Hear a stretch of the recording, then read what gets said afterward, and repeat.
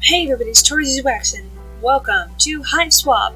So, I know before the very last episode of Transistor that I said I wanted to go to a more pixely game.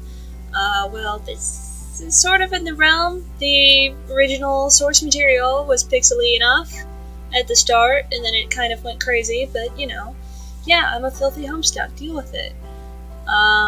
So anyways, I just played like a 20-minute bit of this game, just to get more like I tried to film the first episode and then I missed a bunch of stuff, and so now I'm going to go and also I got the first achievement, which sucks, and I also already got a card drop from it, so I kind of wish I could start like a game fresh, So this is sort of not really semi-blind. It's like Undertale. I played the first 20 minutes. I made the first episode, and now I'm going to have to figure everything else out. So, anyways, yeah, that's what's happening now. Anyway, let's go for a new game. Alright. Alright, the opening animation. Yeah.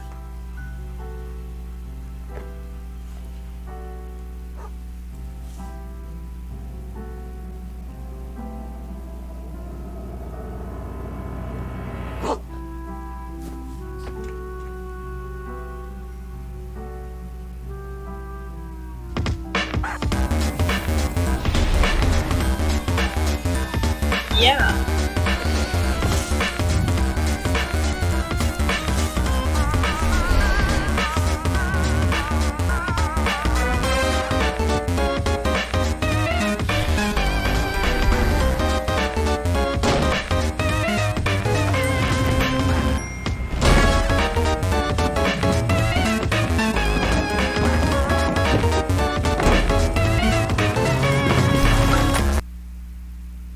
Okay.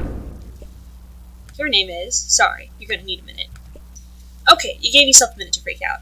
Because of the monster. The thing with all the legs and teeth. The one you barely got away from. Minute's up, though. You take a deep breath, let the uncertainty slip away into the toothy, arm-waggling darkness, and so focus on what you know. Your name is Joey Clare. You live just outside of the town of Haunswich. You are, in no particular order, a puzzle solver, a semi-orphan, a dancer of multiple schools, an aspiring veterinarian, and a big sister. Speaking of, that monster, the one that barely missed eating you alive, only you are not thinking about that right now. It might be headed back outside where your little brother is. You gotta warn him. Alright, so, before we get started, I want to just click on everything. Alright, it's the 11th of November. Today started off just like any other day, with another sunrise, the sound of songbirds going hog wild out there in the trees.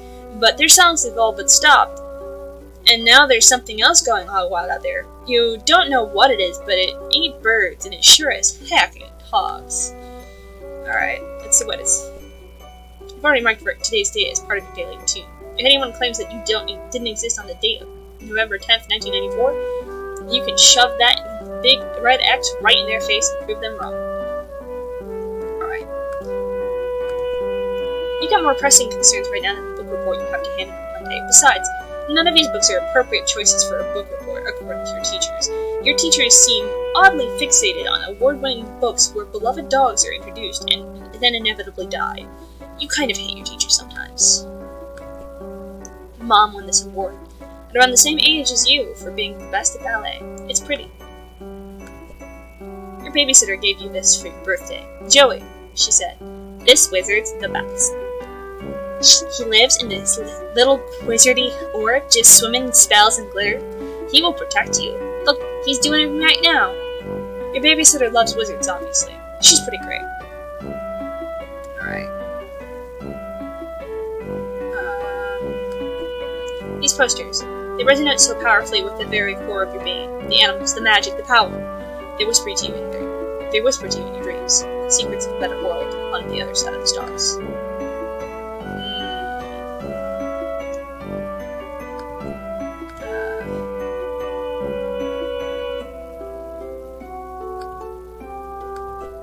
Along with ballet, you also study tap dancing. You haven't decided what you prefer. Ballet is fun, but tap's also fun in a different kind of way. You have considered blending the two, wearing one tap shoe and one ballet shoe at the same time, but decide to fully master both and earn the respect of your teachers before unveiling your boundary-shattering ballad style to the world. So we're going to equip these. You add the tap dance ability to your niche. Yep, those are the words that refer to those concepts. You learned them literally just now. These will help if there's anything you need to shake up, or shake off, or if you're just in the mood to shake it. Yeah, alright. They should be pretty safe on the shelf, which is the point of shelves, I suppose. Okay, dog. Puppy surprises having puppies. How many? That's the surprise. Puppy surprise, puppy surprise. Whenever you look at this thing, the song from that commercial runs through your head like a snake monster on an autumn afternoon. It's a great place to stash your keepsakes, where they stay as safe as a teen hiding in her bedroom from a snake monster. Alright, let's search it. Reach inside the expectant plush canine and puppy surprise is having puppies! Alright. She actually came with 5 puppies, but you gave 2 away to make room for other stuff. You don't know anybody else who got 5. Some kid from your school got 4 in hers, and she wouldn't shut up about it for a week. You don't want to brag, but yeah. You walked with a little spring in your step for a while after birthing that quintet of pups. Maybe you 5 puppy people are just cut from a different cloth. Ah yes, no one would ever think to look for your precious diary keys that the plush mother doll. Least of all your brother, who was upset he didn't get one of the puppies. Jude can be pretty melodramatic. Speaking of precious keys, there's also a beautiful old trinket that used to belong to your mom. You have no idea what it is, but looking at it reminds you of her. Honestly, you're not sure you'd be comfortable leaving it here, with everything that's going on. You collect the diary key from its plush hiding room. While you're at it, you think maybe you should keep this beautiful heirloom with your mom's clothes. Just a feeling. Deep, inexplicable, impossible to ignore feeling. Alright. Your babysitter got you this junior veterinarian's med kit. It's kind of important to you, so you think you'll leave it here for now. It would really bust you up if something happened to it. You try to remember if Clarissa ever got any jams like this. You have so much in common. A brother, computer in your room, second story bedroom. As much as you hate to admit it, Clarissa's life deviates from yours on a number of vertices. Her parents were around. She had a cool friend who was a boy, but not her boyfriend. No monsters in the yard, etc. Alright. This is where you keep your clothes. You consider your fashion statement to be fun and comfortable, and try to model yourself with Clarissa. Clarissa. She really does explain quite a few things, except, of course, precisely where she gets her clothes, and how she manages to look so great all the time. One day you hope to be a veterinarian, and then you can you can be the one caring for fuzzy-faced baby critters. So when someone catches you in the act of snuggling them all and tells you to take a hike, you can flash your vet badge and say you're here on professional medical business. Then they'll have to take the hike, not you. She doesn't know that she'd have to put down a lot of pets, right? I mean, like, come on. Your walkie-talkie, half of the set. Your brother has the other half. Could come in handy. Alright, we'll pick this up. Yep, no batteries. You remember cannibalizing the walkie-talkie when something else needed them, but you can't exactly recall what something else was. Alright, let's see. Change? You can try on some new clothes, but what's a style montage? At least one party offering compulsory reaction shots for each outfit. Who's going to give you an affirming head nod when you finally nail it? There are important things to consider before you carelessly plunge headlong into a style montage. Alright, turn on the computer. Modem almost makes a mighty racket while you on. Probably not worth riling up any hallway snakes to surf your sites right now. It's not like there's much new to see, anyway. You're sure that Jude would have let you know if anyone in Webring had updated their sites. This is Sir Bappy Pawswater. Pawswater? Your beloved Manthro Chow. You tend to his fussy whims and needs when you trouble to imagine what they might be. What a darling dream, to combine the finest qualities of the animal kingdom with the nobility of few animals wait in humanity. Anyway, Sir Bappy Pawswater will have to tend to his own fussy whims and needs for a while. You got a lot of crap on your plate right now. Okay.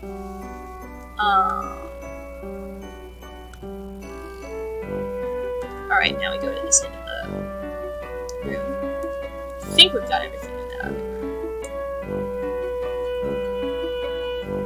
Alright, let's start. Beanbags are making a big comeback lately. It beats sitting on the floor, and that's what you can really think. Asking the beanbag. Wait, I did forget something. Just really quick. Oh wait, no, I didn't. Never mind. Okay. I mistook the window for the dog.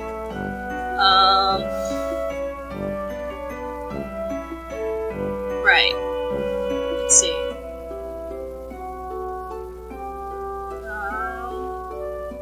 Let's start with the posters. Hot 7. You don't really perform the styles of dance that make this movie such a pulse-pounding barn burner of a smash hit, but you'd certainly like to someday. This story keeps happening. Just look at that childlike empress. She sure looks pretty pleased with herself for someone who's only been in the movie for about 5 minutes. Fairy. The bounty hunter's advice for dealing with monsters would probably be to shoot them. Or change your shape, or both at once. She's cool, but pretty difficult to emulate. The Canadian Campfire Spookums is the best. It's about these kids who get together in the woods every week, and one of them throws some dust in a fire, and then they tell a scary story, and that scary story is the episode. You guess you kind of focus more on the framing narrative than you did on the stories, but whatever, it's the best, just like you said. Acorn's Shadow is surprisingly dark for a show about a group of horse friends. It canters down some troubling psychological roads. Canters. Get it? It's horse. Magical Animal Companion Heal Rescue is your favorite Japanimation. It's about this girl, Shika, who goes to school sometimes and has a regular life, boring, yeah. But whenever a magical animal has been hurt, Shika becomes Princess Shika, rides her dear companion to go heal them. That's the whole thing. It's great. No fighting, just healing. You love it. Ginger Rogers, oh gosh, she's really something. The greatest tap dancer who ever clattered gracefully across the screen, probably. No, wait. Definitely. And still kicking. You love Block Hustle, the game of descending columns that disappear as lines are filled, but you could only find a poster of the American box art. What could possibly go wrong? That's what Buffy would say if he were here. He'd never stop saying it. You'd hear it in your head, forever, echoing like screams echo across still water. Alright. This game is only available in Japan, but there's this kid at school who says his uncle works at a game company, and he says he gets to play all sorts of secret games before they even come out here. He runs off at the mouth like he has all this insider information and sources inside the game companies, but honestly, you think he's just desperate for attention. You tend to ignore him and focus on more pleasant things like this super cool poster, Second Mom Rules! Alright, let's try turning on the TV. Oh, that's more than enough of that. Alright. Pull up this game to get 4 card circles in a row before your opponent, who's trying to do the same. You can also theoretically connect 5 if you're trying to show a jerk. Alright. Let's look at this.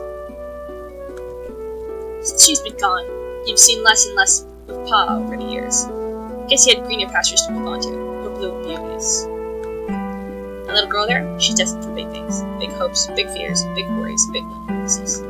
Now hold on, pull yourself together. What would your mom say if she knew you were thinking like that? You really wish you knew. You usually don't have much to record in here on account of the humdrum life you lead, but you think today will be a different story.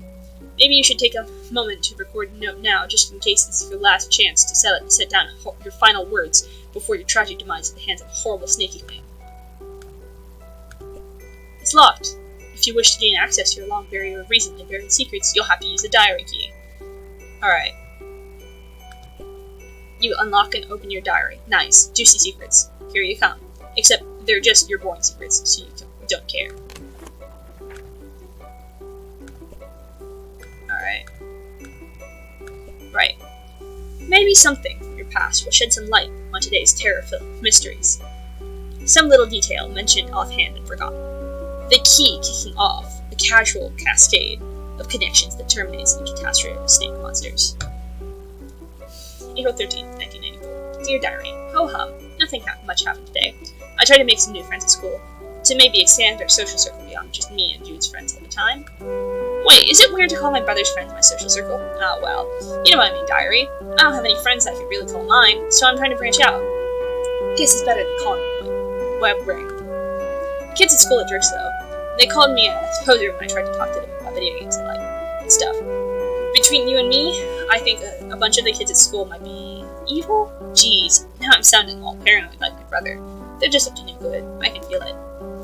June 12th, 1994. Dear Diary, phew, my first day of summer vacation. I can't wait to get a break from all these clowns at school. Sometimes I think what I really need is a vacation from humanity. Joey. October 25th, 1994. Dear Diary, I can't believe I haven't recorded an entry since the beginning of last summer. Needless to say, I've been back to school for a while now. Next summer will come soon enough. I came home to a drunk babysitter again today. Sure is some quality adult supervision youngsters are getting around here. She means well enough, though. Haven't heard from Pa in weeks. Last we saw him, he popped in the house to drop off more stupid mummies or globes or whatever, then skipped off to go on more adventures. What a bozo. Also, how lame is it that he made us call him Pa instead of Dad when we were up? I miss Mom. Joey. If this is going to be the last entry in your diary, then by gum, you're going to scare the bejesus whoever finds it once you're snaked out. November 11th, 1994. Dear Diary, forgive my hasty and nervous scribbling. I'm kinda scared, but maybe also a bit excited? Anyway, can't talk much now. There's a sly and cunning monster on the prowl. Possibly hungry for kidney too, so I've got to... Okay, I don't have a darn clue what I have to do, but I'll fill you in later once I do it. Joey. Satisfied you've done your duty via me, posterity, and in case the worst should happen, you relock your diary and hide the key again, safe and sound. Pens don't do anything. Alright.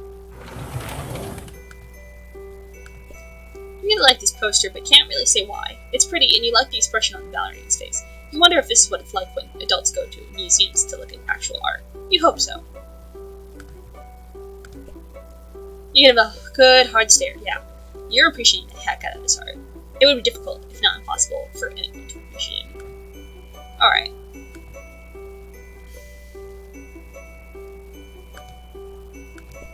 You get really get a charge out of this game. It's kind of bossy, though. Oh, that's where you put the walkie-talkie batteries. You'll just take them back out. Okay, one more game for old time's sake first. Jude's probably fine. Alright.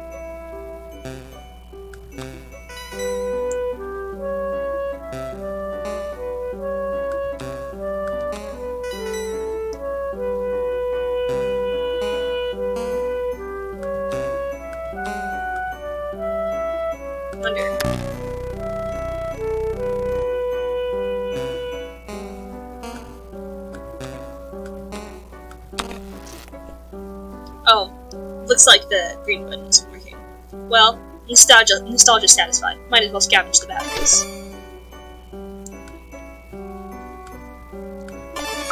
Success. The walkie-talkie now works like a charm now. A charm with battery power. You feel pretty pleased with yourself. It would seem you just solved your first puzzle of many, on what is sure to be a sweeping adventure full of mysterious brainbusters. Then again, putting batteries in a thing that isn't technically solving a puzzle, you suppose.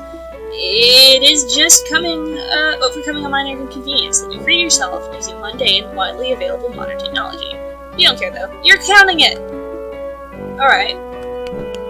Jude, you there? Are you alright? Yes? Been covertly signaling status and requesting yours. Over.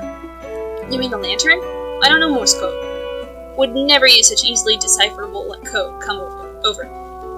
Enemies, agents everywhere. Over. Still falling unconfirmed VIV. Hero condition. Following enemy serpent encounter. Over. Please report. Fight status. How many and how gross? Over.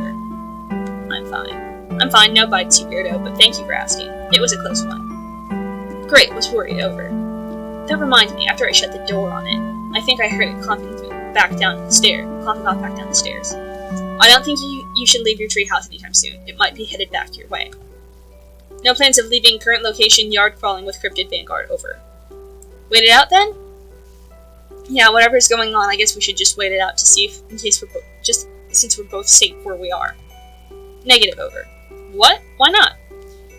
Purely defensive posture, tactically suicidal. Monsters likely just distraction.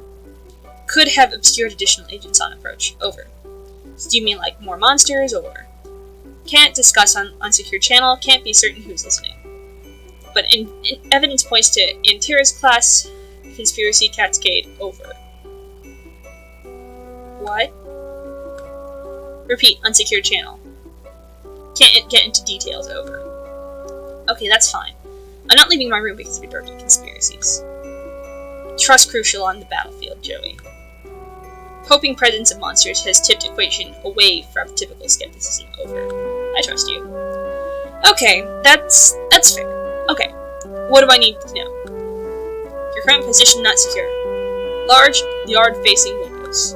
Location compromised enemy. Situation rapidly deteriorating. Must abscond to attic, Joey, over. The attic? Yes, the attic. Strong door. Well stocked with tactical material. Take left out of bedroom, go upstairs. Highest room in the house, over. I know what the attic is, Joey. Not Joey, Jude. It was just a weird suggestion. What else is new? More inscrutable rambling from my treehouse lunatic brother? Don't understand. You sounded confused. Trying to help, over. Look, just shut up, okay? I'll sneak up there, lock the door, and you can call our babysitter. Too late to reach her lab working day long. Done, over. Oh no, you're right. Agreed on both counts. Babysitter Kip Strifer could help tip scales. Might also help convince you to get to safety. Jude, I'm going to go to the stupid attic, okay? Sorry for being mean. Do you have your weapon, over? Why? Why would I need it? I thought the plan was for me to sneak to the attic? Serpents swarming everywhere, over. You want me to fight them? With a flashlight? Don't blame you for being nervous with high concentration of serpent presence. Must be brave. Your brother believes in you and knows you can beat the serpents, over.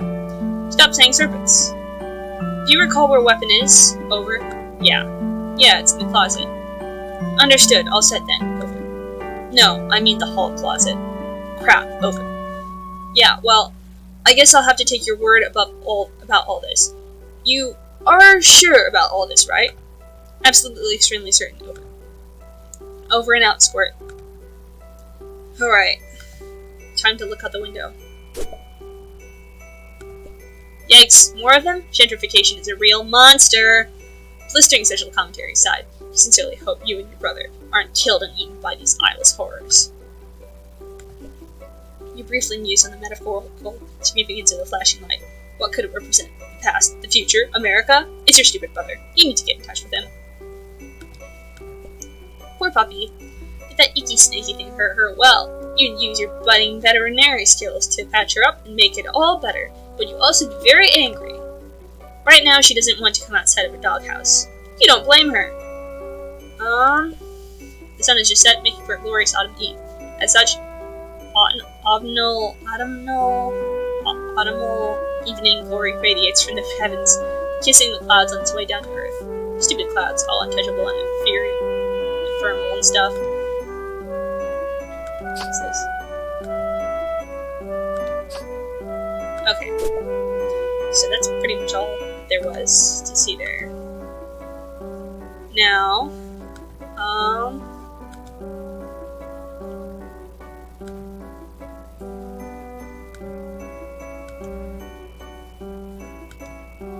okay. See, raised and cushioned platform where you spend several hours each day unconscious and hallucinating, usually while the majority of other people on the continent are also doing the same thing. Wait, you can...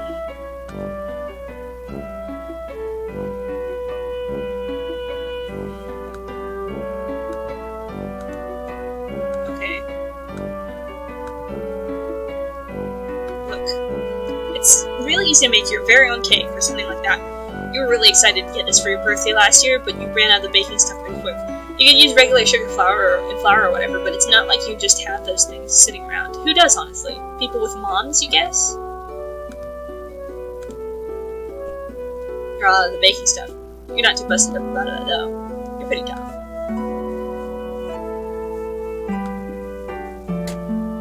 Alright. We turn on the lights. Gosh, that's a good That's a good change in setting.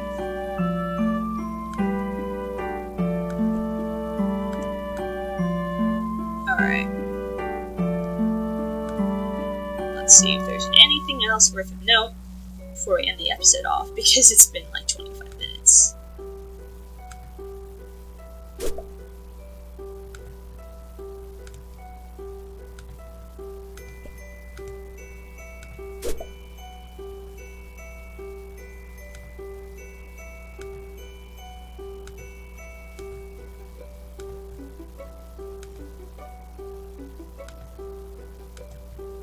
Let's see.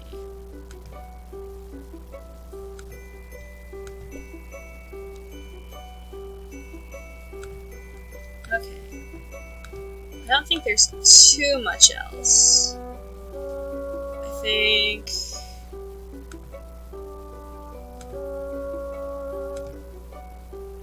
What's this? This thing's not compatible with your maligned computer. It's just way too old.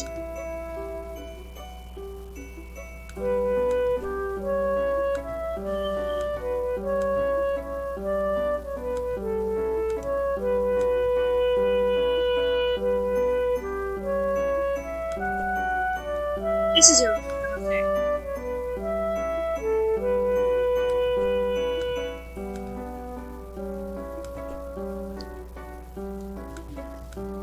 Alright.